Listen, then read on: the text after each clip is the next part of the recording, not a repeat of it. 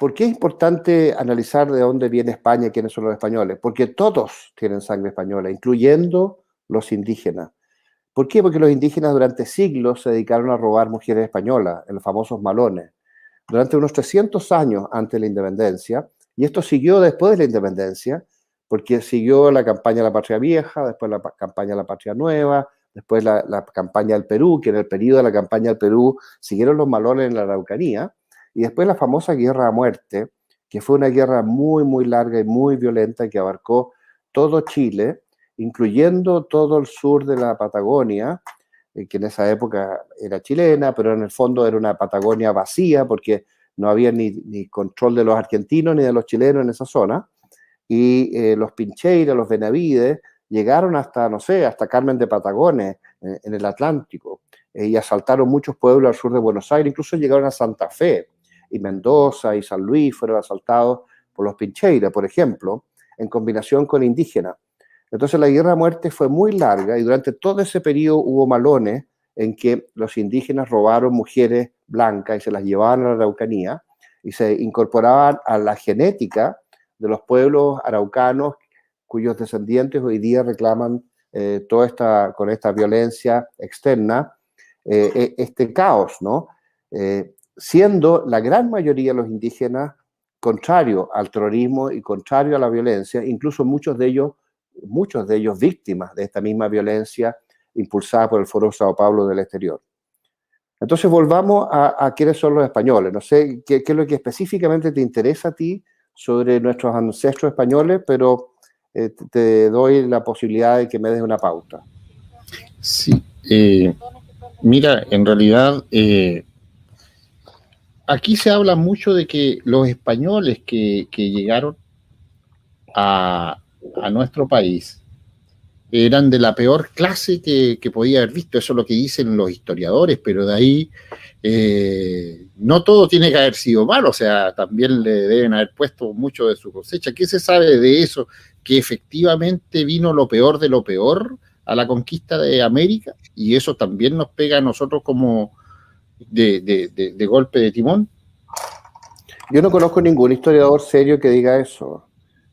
Sí conozco historiadores superficiales, ideológicos, que pueden decir cosas así, pero no hay ningún historiador que sea realmente serio que diga que a Chile o a América llegó lo peor de España. Al contrario, llegó lo mejor de España.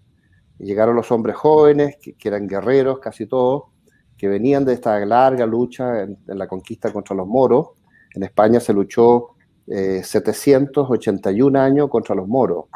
Desde que el año 1711, en el año 711, el rey Ricardo de Visigodo fue derrotado por los musulmanes y ellos se tomaron toda la península ibérica y los cristianos solamente resistieron en la zona extremo norte, en Asturias y en el País Vasco, en las montañas.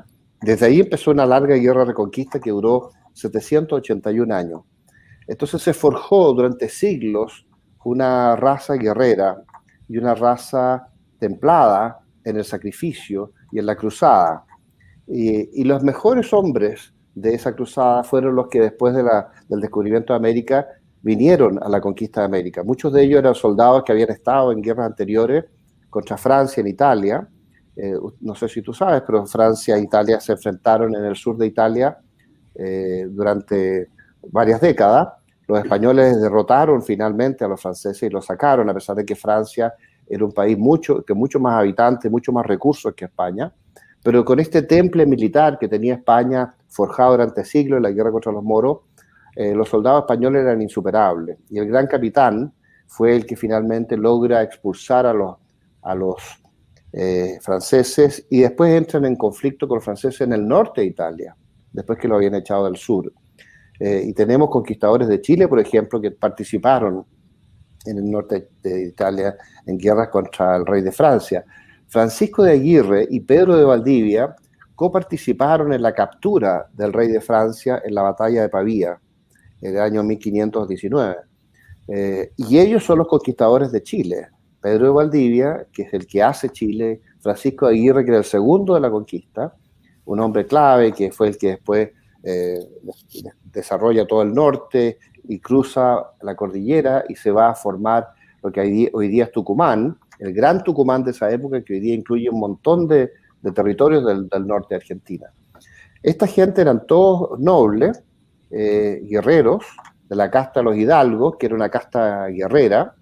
La nobleza se forma en la guerra, en la Edad Media, y los jefes de la conquista, de la reconquista de España, eran los hidalgos, eran el equivalente a ser oficial. De hecho, en el Imperio Español, y hasta durante la independencia, el requisito para ser oficial era ser noble, era ser hidalgo, y había que hacer pruebas de hidalguía o pruebas de nobleza, que era lo mismo, para poder ser oficial. Eso lo abolió, curiosamente, Bernardo Higgins, que puso como lema de la escuela militar que no se requerirán más pruebas de nobleza que las de la virtud y el patriotismo, de ahora en adelante. O sea, ya no se exigirá ser noble para ser oficial, como había sido siempre en la historia del Imperio Español y antes, durante siglos, en la Edad Media, durante la Reconquista. Pero los ejércitos que vinieron a la conquista de América eran ejércitos privados, autorizados por los reyes de Castilla. En general no eran ejércitos profesionales del imperio, y el imperio se empezó a formar con estos grupos privados que actuaron, y ellos actuaron en operaciones financieras, donde ellos buscaban el oro para poder financiar sus expediciones. Cuando ellos conseguían el oro, no se iban a la Costa del Sol a vivir el resto de su vida con un whisky en la mano, en la playa, no. Ellos cuando conseguían el oro lo que hacían era financiar sus expediciones, pagar todas sus deudas, y cuando les sobraba plata, emprender nuevas expediciones. Entonces ellos se dedicaban su vida a estas expediciones porque lo que ellos querían era realizar de sus vidas una epopeya a favor del occidente, del cristianismo.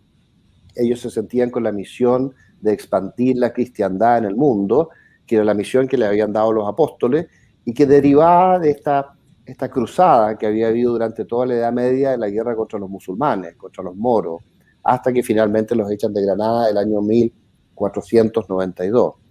Y lo que viene a América son todas las clases sociales de España, desde la clase alta hasta las clases bajas, en las proporciones que corresponden a un ejército, los oficiales, que era un pequeño grupo que mandaba, los sargentos y los cabos, los suboficiales, que tenían un rol intermedio, y los soldados, que muchas veces eran gente del bajo pueblo, igual como ocurre en la sociedad inglesa o la sociedad francesa. Y eso se traspasa a América.